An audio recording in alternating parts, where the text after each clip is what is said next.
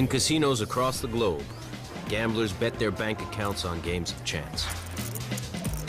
Players thrill with each spin of the wheel and every roll of the dice. But for some, beating the house isn't fun and games. It's business. Every day, cheats, con men, and card sharks take millions from the gaming floors. And here I beat this place right here for 4,000 or 5,000. The one next door to it, I beat for 4,000 or 5,000. Casinos retaliate by going high-tech. It's a continuous cat and mouse game. They're going to do one thing to us, we have to now build our machines differently to stop them. Well completed. Casting surveillance nets to catch the thieves. Excuse me, someone security, I'm going to need you to gather your chips and come with me. A war is being waged 24/7 on these neon-drenched battlefields. And with billions of dollars at stake, every skirmish has its winners and losers.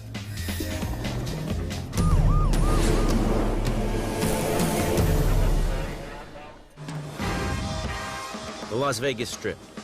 Its attraction is undeniable.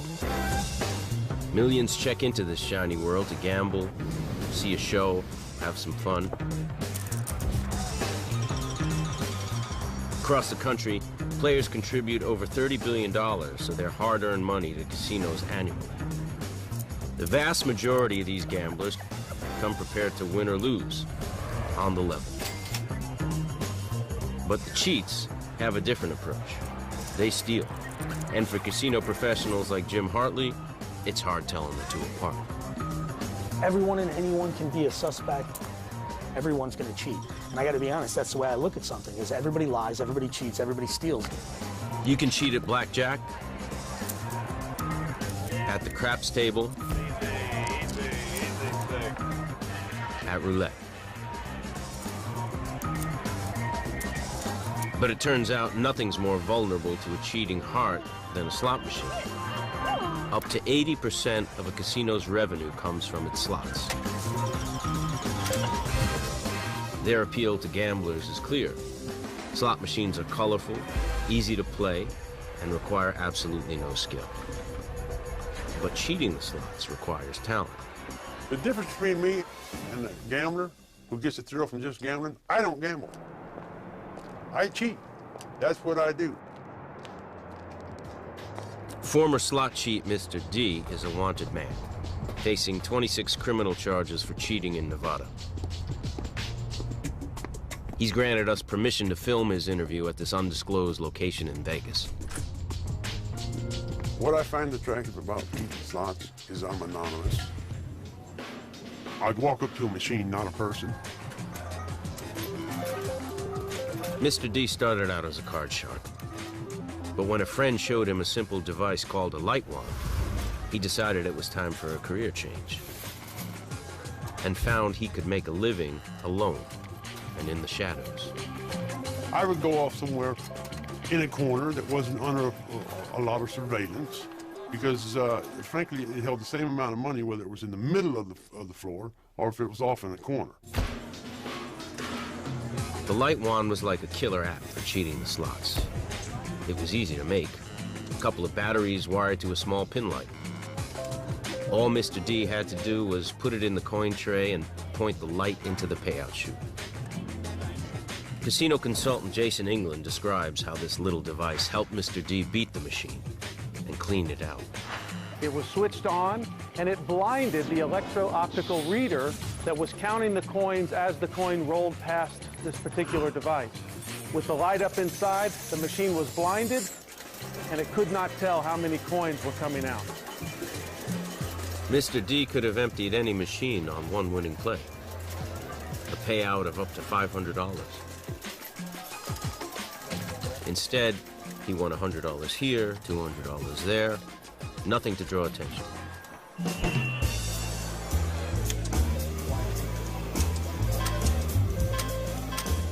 In order to be successful at this, you have to be content to rank with the common herd. You can't let everybody know that what you can do. Otherwise, you'll get arrested, right? So you have to keep a low profile.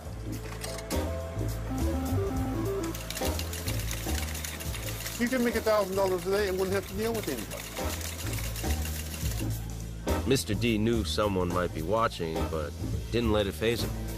If you look around and look for ghosts, you'll see ghosts, and you won't do it. You'll talk yourself out of it. So you just have to put your head down, have confidence in it, and do it.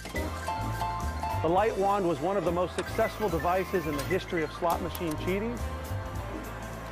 It was probably the device that took more money out of the industry than any other. And while we're not exactly sure how much money was stolen during the light wand era, estimates run into the high hundreds of millions of dollars. Mr. D estimates he cheated casinos out of nearly $1 million over 10 years using the light wand. And he didn't lose much sleep over it. The casinos that I beat, I didn't look at beating a casino. There wasn't a face there in front of me. You know, I looked at it like I'm beating a machine. To protect their profits from grifters and con men like Mr. D, casinos are spending millions on surveillance technology. At the newly opened Aria Resort and Casino in Las Vegas, spying on cheaters has been taken to the next level. Director of Surveillance Ted Whiting is allowing television cameras inside his command post for the first time. From this vantage point, Ted and his staff can monitor the action on the gaming floor from any of over 1,000 cameras. Everything that goes on inside the casino, table games, slots, poker, cage, racing sports, etc., that is the domain of this department here. Well, the role of a surveillance director and everyone who works in surveillance is to protect the casino's assets. Those assets are considerable. A good night for the Aria means a take of up to $10 million. There's 150,000 square feet of gaming floor to monitor, and the potential for cheating at every table and every slot. Obviously, we can't monitor all 1,100 cameras at the same time, so what we do is we pick cameras that are of interest at that moment. And interest could be a phone call from the pit that says, hey, we got a guy betting a lot of money. That's somebody who we would watch.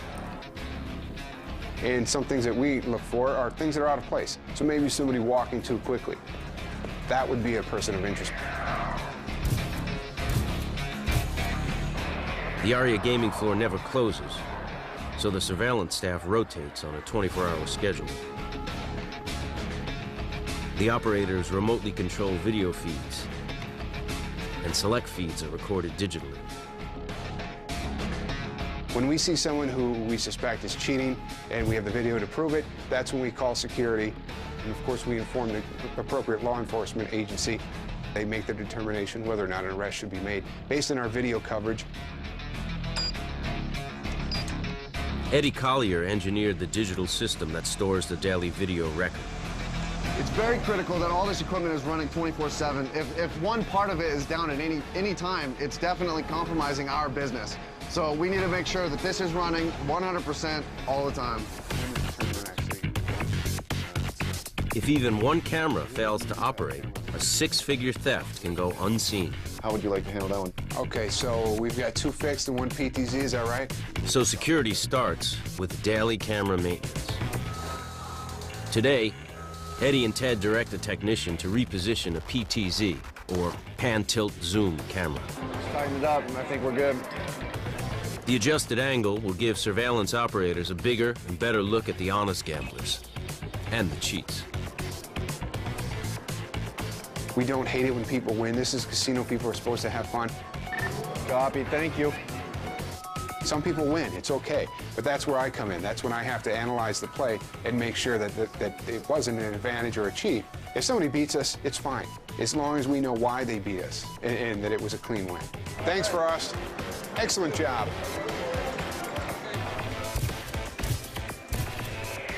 But even with hundreds of cameras trained on the gaming floor, some cheating scams go unnoticed.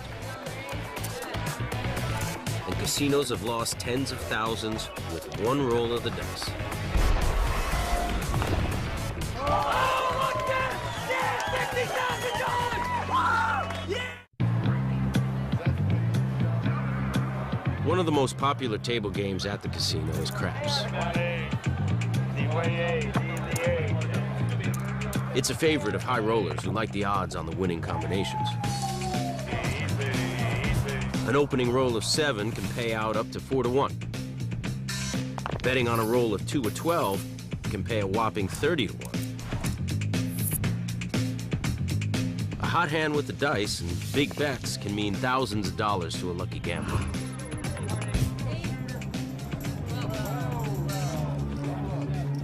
The craps table was the scene of one infamous scam that beat the house for thousands on one roll of the dice.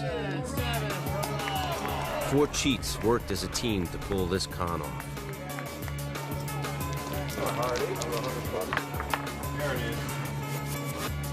The scammer's tools?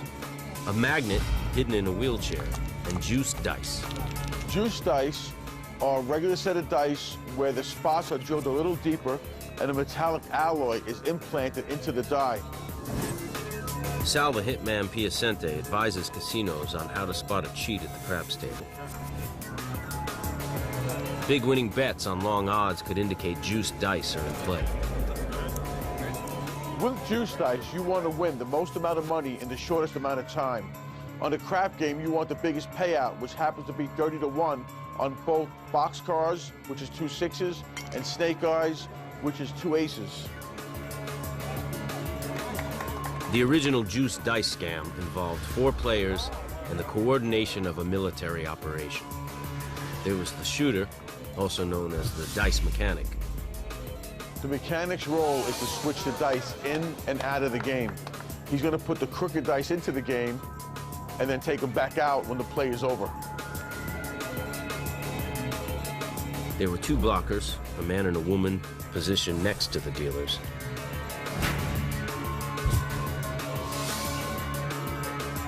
Blockers are the most important part of the team because they distract the dealer off the action for that split second. The 4th teammate operated the magnet hidden in the base of his wheelchair. He's the one placing the magnet under the table in order to control the dice, and he's the one that flips the switch. Here's how they worked it. 2,000 on aces. One of the blockers makes a big $2,000 bet on snake eyes. The last-minute wager diverts the dealer's attention for a split second. That's when the mechanic switches in the juiced dice. The dice are thrown. The blockers place late bets to distract the 2 dealers. And the magnet is switched on when the dice reach the end of the table. The result? Snake eyes and a $60,000 payout. Now, all hell will break loose on the table. This person just won $60,000. The casino employees are not going to know what hit them. The trick in pulling this scam off is everybody working together as one. 2,000 on snake eyes. The switcher has to be very proficient in getting the dice in. The blockers have to be very proficient in distracting everyone. And of course, the person in the wheelchair has to be proficient in his timing and making sure he hits the magnet at the right time. Now all the mechanic has to do is switch back the casino dice before the next roll. The team leaves the table one at a time. And the casino doesn't even know it's been had. Here you go, dealer's money. Thank you. Thank you. Thank you. Thank you very much. Table 11 is security. We have a... But pulling a scam like that today would probably have different results. Late bets tip surveillance personnel like Ted Whiting to look harder at the win. Swapping dice happens so fast that there aren't a lot of things you can see.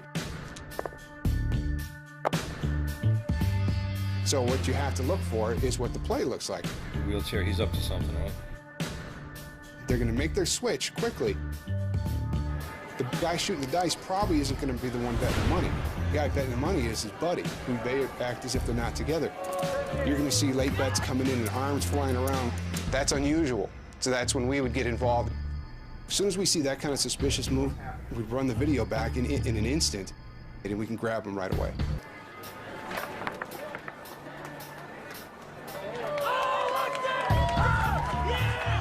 This is a scam that happened a long time ago and hasn't resurfaced in a while, but you never know when it can come back.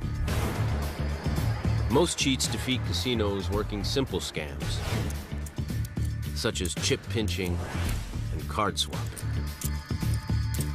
And the more they succeed, the more confident they get. Some of the really good cheats, I mean, they just come at you. Just come in and start doing it. And there is no setup. They've been doing it for 10, 15, 20 years. It's what they do.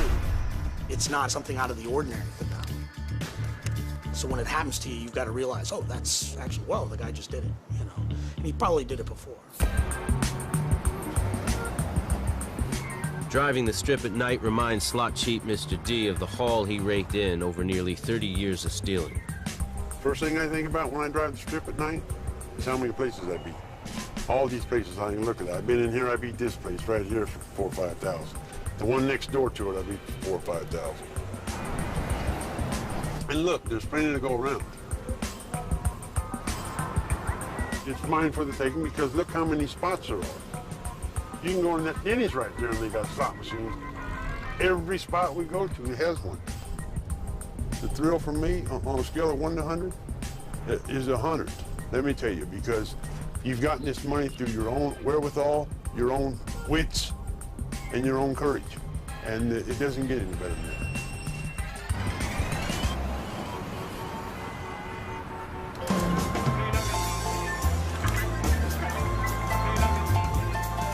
In the 1990s, when casinos were bilked of millions by cheats with light wands, they decided to get rid of coin slots altogether. Ironically, the success of the light wand caused its demise. The man who invented it started selling it to different people for large amounts of money. It just got to be too well known. And then consequently, the slot machine makers took steps to stop it. My response to the light wand becoming obsolete was panic, because that was my major way of making a living. And here it was coming to an end. Looking for something cheap-proof, slot manufacturers converted the machines to accept folding cash and make payouts on paper. Slot cheats quickly found a weakness in the new machines and came up with a second-generation light wand, the credit blaster. A credit blaster is an electronic device that simulates the signal generated by the bill validators that are mounted on every single slot machine. These credit blasters can rack up hundreds of fake dollars on a machine that can then be cashed out as if they were real. The best credit blasters are typically designed to look like an everyday object. For instance, this one is disguised as a simple key fob or garage door opener. Since the bill validator was out in the open, the cheat needed to be hidden from surveillance. So Mr. D decided to bring in a partner. If I was making 1,000 a day, I could just as easily make 2,000 a day if I had someone else. I wanted someone there to blocking out the video, so if they couldn't see me doing it on video, even if I did get arrested, I would eventually beat it in court. The first time he used the blaster, Mr. D ripped off $300 worth of false credits in a matter of seconds. I was so happy. I mean, this was the epitome of slot cheating. I could win 10 times more money in 10 times less time. And I could win just as much as I wanted to. So however greedy I wanted to be, that's how much money I could win.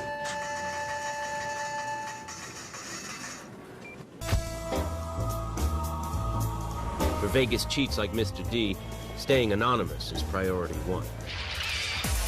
But for a team of European grifters, making a splash with their scam was part of the thrill.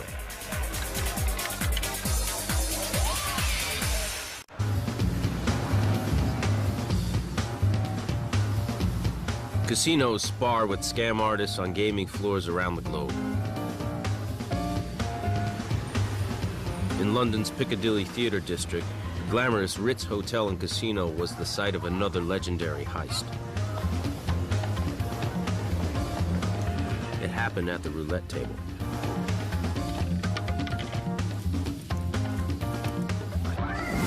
Alexis Conrad, host of BBC's The Real Hustle, explains why cheating at roulette is such an attractive prospect. Roulette's always been a very, very attractive game for cheaters because you can win and win big. In English roulette, gamblers can bet on any of the wheel's 37 numbers, on sections of the wheel, on colors where the ball might land. Guess the right color, and you double your money. Guess the precise number where the ball lands, and it's a 35-to-1 payout.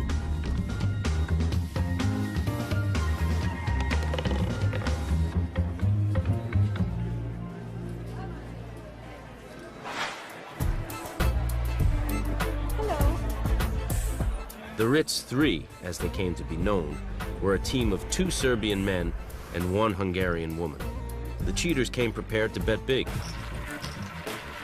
and they brought a device that would guarantee a huge night at the table. Since the device was never made public, Alexis had to rely on sources at Scotland Yard for details. Allegedly, it's a device that used laser technology that was hidden in a mobile phone or a PDA. This device was able to track the speed of the ball and the speed of the wheel and give a prediction as to where the ball would land. For a computer to make the prediction, one teammate has to position the laser device above the wheel. At least one person needs to be able to look into the tub, into the roulette wheel.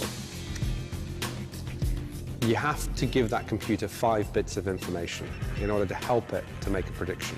That is the rotor speed, the ball speed, the exit position of the ball when it's leaving the track, the first point of contact on the moving part, the rotor, and where the ball lands. Alexis speculates the computer predicted a specific number on the wheel a few seconds after the ball was thrown. That number would be relayed wirelessly from the phone to an earpiece. 16. That information was then relayed to the rest of the team, and they were able to place bets on the layout, covering the specific number and several numbers either side. Place your bets, please. On their first night, they won £100,000. 16 bread even. The next night, 1.2 million. That works out to about $2 million in 2 days. You go in, you make sure it works, you win some good money, you go back the next day, you try and push it a little harder. Maybe they pushed it a little bit too hard. The Ritz Casino reviewed surveillance footage but didn't spot the laser device. Still, they were sure something was wrong, so they called on Scotland Yard to detain the 3 grifters and hold them for questioning. To date, details about this scam have never been made public, for obvious reasons. Now, the reason we're not going to know exactly what they've done is because it's in no one's interest for that to be public knowledge. Scammers don't want people to know what they're doing. Casinos don't want people to know what scammers are doing to them. Since England had no law against using computers in a UK casino, and because it didn't physically interfere with the game, the cheats were eventually freed and allowed to keep the money. This way of cheating is everybody's dream. It's knowing an outcome before it happens. It's being able to guess the lottery numbers before they're drawn.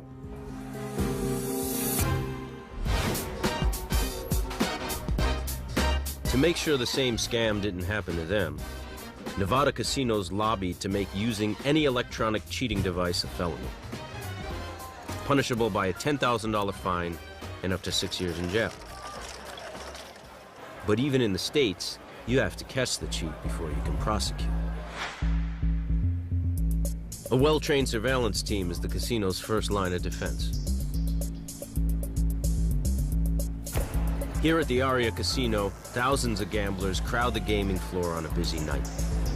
Spotting the thief requires a trained eye. In casino surveillance, it's important to have a lot of different backgrounds. What we have to have is guys who know craps, people who know roulette. The only way to do that is to have that experience out here in the pit. A surveillance veteran, Ted Whiting was never satisfied with the older camera systems. Video feeds were often in black and white, with poor image quality. So even if a thief was captured on tape, defense attorneys could argue the identification wasn't conclusive. Inconclusive. That was the first word I'd learned 16 years ago when I started in surveillance. The guy who's training me said, here's the most important thing you're going to learn, inconclusive. I hated that term because I don't ever want it to be inconclusive. I always want to bring every issue to resolution. So when Ted was named surveillance director of the ARIA, he brought in the best equipment and introduced a new camera, the 360. The camera provides operators a 360-degree field of view, capable of spotting and tracking a cheat across the gaming floor from one vantage point. If a cheat is caught in the act, the 360 camera can track his movements anywhere in the casino before he exits. Eventually, the cheat will have to pass through a choke point or narrow pathway in the casino, and that's where they can be nailed. So if I catch you, we find out that you stole some money maybe in the poker room. We find out about it hours after the event occurs. We follow you out of there on a 360. At some point, you pass my choke point camera, and then I have a perfect picture of your face. Recently, Ted was able to use his arsenal of cameras to track an ATM thief. It started when a woman accidentally left her ATM card in the machine after a withdrawal. She reported it to security, and surveillance determined the time of the theft using the ATM camera feed. The 360 camera tracked the suspect across the floor, and within seconds, they ID'd their man. He was followed through the ARIA until he reached a choke point at the exit. Ted now had an image of the thief's face, which he posted electronically to all MGM properties. The thief was caught the same day. He was actually playing at a sister property. He was sitting at Bellagio, where they alerted their security department that this theft occurred at ARIA, and he was picked up while he was sitting there.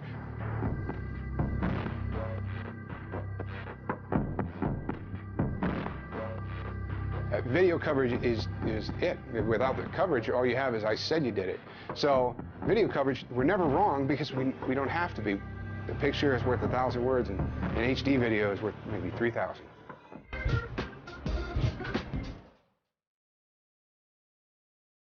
Enter any casino on the Vegas Strip, and you'll always find plenty of action at the blackjack tables. That's because the rules of the game are relatively simple. Add face cards and number cards together to beat the dealer without going over 21. Your chance of winning the hand is 4 in 10, so the house always has the edge.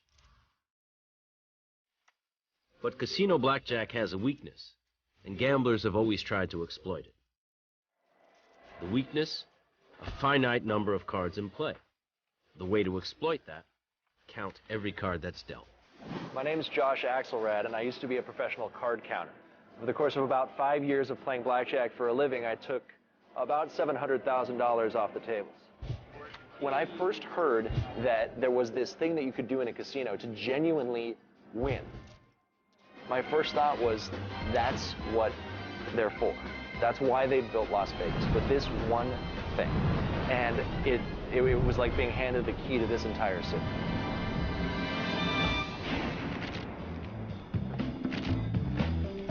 Josh Axelrad served as the controller of a card counting team. By using some very basic math, he could calculate the ideal time to bet big, counting the 312 cards in the 6-deck shoe. Blackjack is beatable because of a coincidence, sort of intrinsic to the math of the game. You're trying to identify situations where those cards that you like, the player favorable cards, generally the 10s and face cards and aces, are greatly concentrated. And you do that by keeping what we call the running count, a running tally. The running count comes from adding and subtracting values for each card dealt from the shoe. Low number cards, deuces through 6s, are +1. Face cards, 10s and aces, are -1. 7 through 9 cards are neutral. The higher the count goes, the more face cards are left in the shoe, giving the advantage to the player, not the dealer. And when you get a big positive number, when your tally is a big fat plus number of some kind, it means that you've seen far too few of the good cards so far in the game. And what that means is that the remaining deck is unusually rich in those cards. So that's when you start raising your bet. To keep a low profile, Josh relied on a big money teammate to make the large wagers. When Josh knew the count was in his favor, he put his drink in his left hand. That was the signal for the big player, or BP, to enter the game. Josh gave him the count by using his chips. We would use chip signals to indicate how many of those units the BP was supposed to bet on each of 2 spots. And if we're using 2 different color chips, the higher denomination chip counts as 5 units, the smaller counts as 1. Place bets, everybody.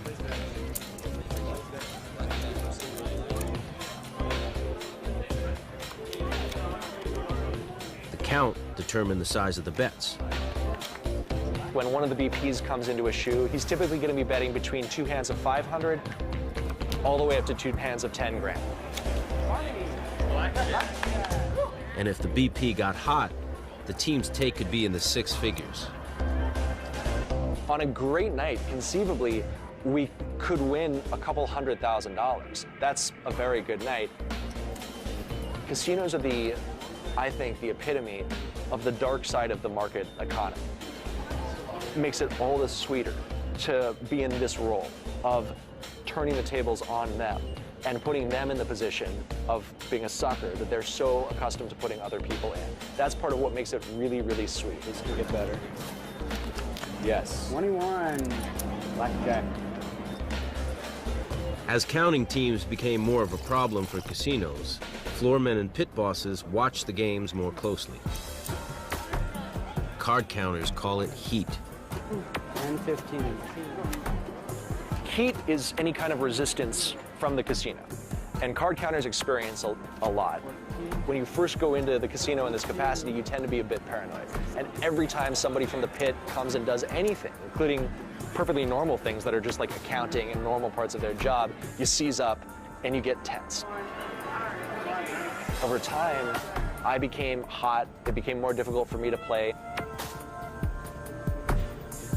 Josh finally had to resort to disguises if he wanted some action. I didn't know if casinos would even accept bets from somebody who seemed this dysfunctional. So I would go for loud, big, obnoxious, leather pants, big flamboyant wigs, sometimes female wigs that I wore, either acknowledging that they were wigs or just pretending to be some sort of metalhead, like long hair, bandanas around the way, like big get-ups.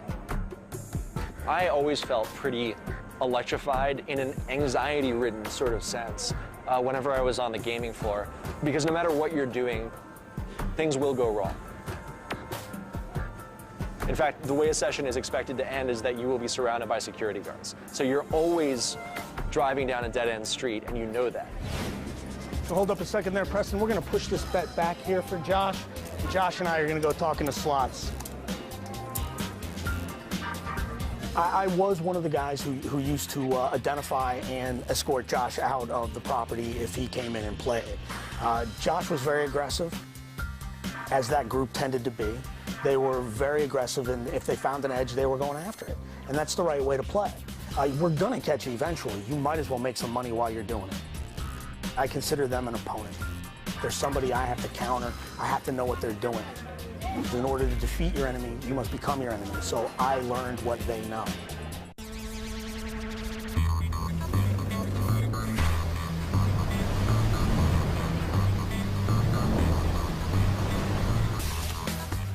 With a surge in blackjack card counters over the past decades, casinos have started sharing information with each other. After a team hit one Vegas casino, word traveled quickly up and down the strip. The counters got the message they weren't wanted. And since the casinos are privately owned, teams could be removed from the tables at any time. They are very good at their craft. They work very hard to gain that advantage, and they're coming at you in a completely legal fashion. They're not doing anything wrong. We don't like it, but that doesn't make it illegal, does it?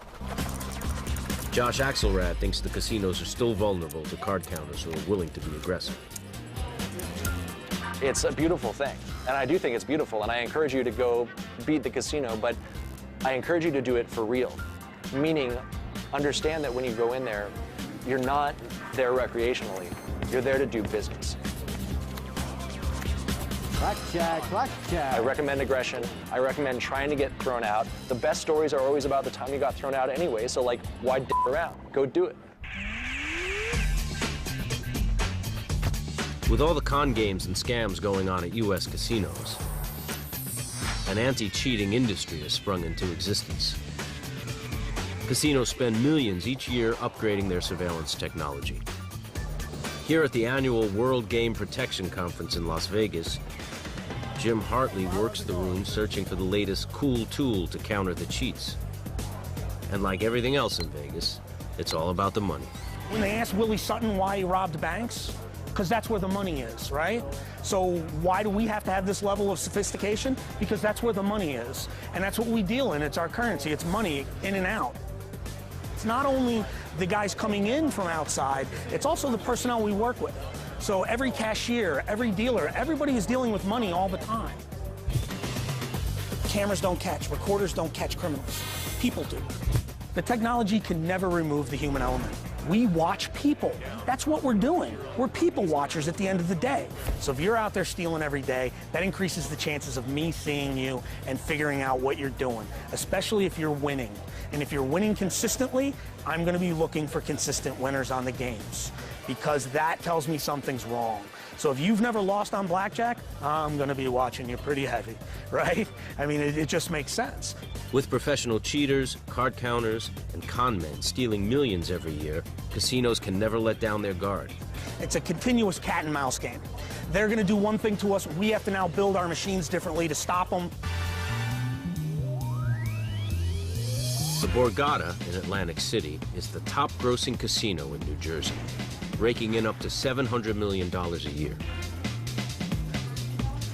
For Borgata Director of Surveillance, Greg Schaff, preventing casino theft means always staying one step ahead of the cheats. We're dealing with the human element. There's people everywhere around the country and around the world trying to figure out ways to rip us off. So it's our challenge to make sure that we evaluate everything that we have and throw our systems and information to concentrate on the correct areas to find out where criminal activity could be occurring. Greg recently introduced a remarkable new software system to the Borgata surveillance operation. If you look here, we have Kaimi software combines casino databases, including hotel check-ins, players' gambling history, even employee records. Casino consultant Bruce Bann uses Kaimi to create a digital player profile that helps to identify a potential thief. It has algorithms built in that will tell you if somebody's betting out of their normal pattern, whether they are winning more than they normally should statistically. It also allows you to match addresses, phone numbers between employees and patrons. By having the ability to marry all these together and to do the analytical work through the system, it gives us a great opportunity as it sends alerts when they see an area that's vulnerable. Today, Greg's surveillance team spots a blackjack cheat. She just switched her bet.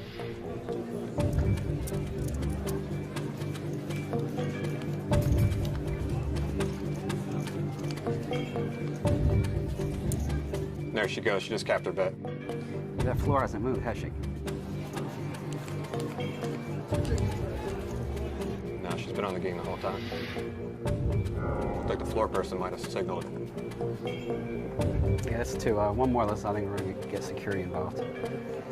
Suspecting that the floor manager might be working with the cheat, Greg's surveillance team runs both women's data through the software. If you look here, we have both Phyllis Morgan, who's the patron, and Jennifer Stevens, who's the floor person, and they live together, which is a red flag right away, especially with the amount that Phyllis Morgan's been winning.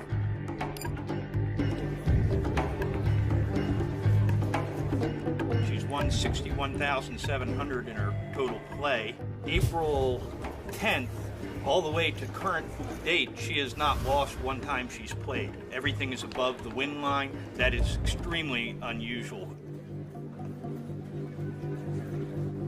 There she goes. She just capped her bet. Yeah, and she signaled her, too. I'm going to get a security call. Floor person's on the game. Yeah, this is surveillance to security manager.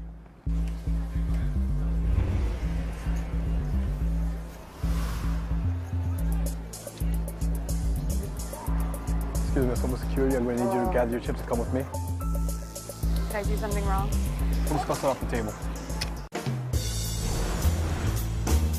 At the Borgata Casino in Atlantic City, the surveillance team has spotted two women cheating. There she goes. She just capped her bet.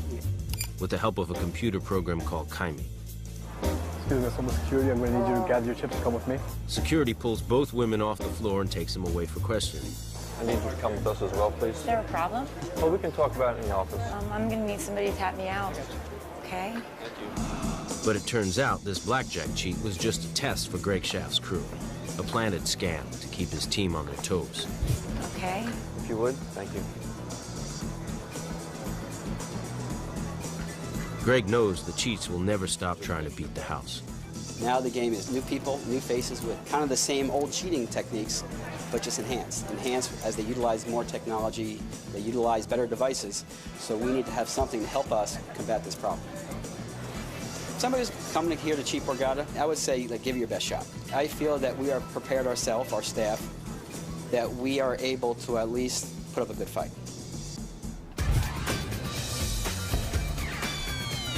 And they'll need to put up a good fight. Because in gambling meccas like Las Vegas, the con men and scammers never sleep.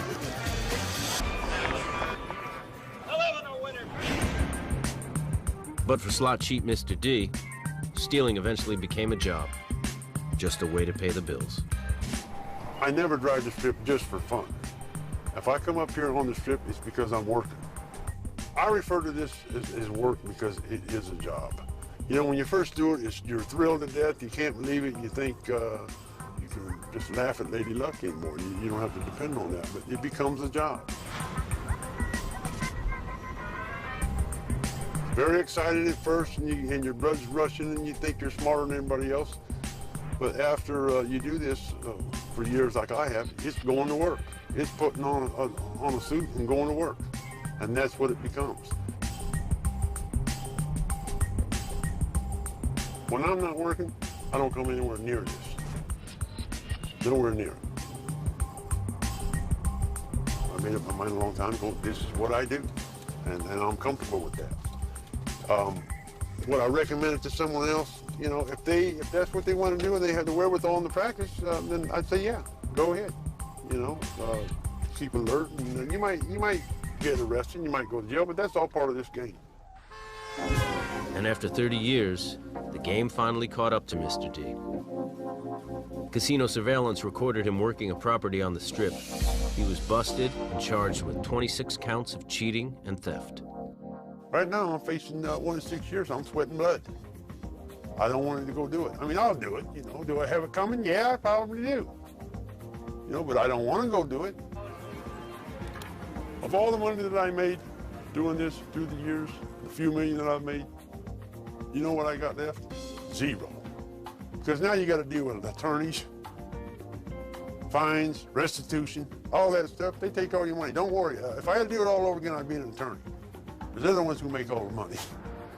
If you want to do this, make some money, have a good time, and then go to jail, well, then I recommend it. If I had to do it all over again, I would give all the money back that I stole to keep from going to jail. 2 days after our interview, Mr. D received a prison sentence of 1 to 5 years. He'll be eligible for parole after 12 months.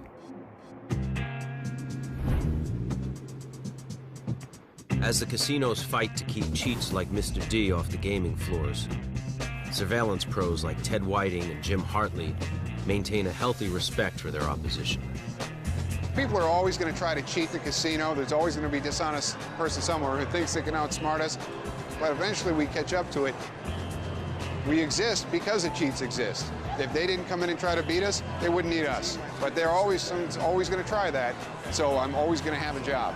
I guess I need to thank the cheats for pushing that technology and allowing me to be able to do this, because it has been quite a lot of fun.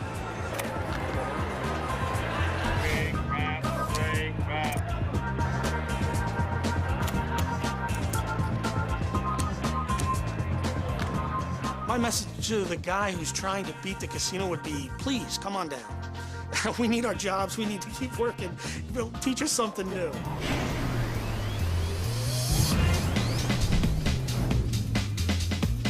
Casino and cheat, cat and mouse, move and counter move. The outcome changes every day. Someone wins, someone loses.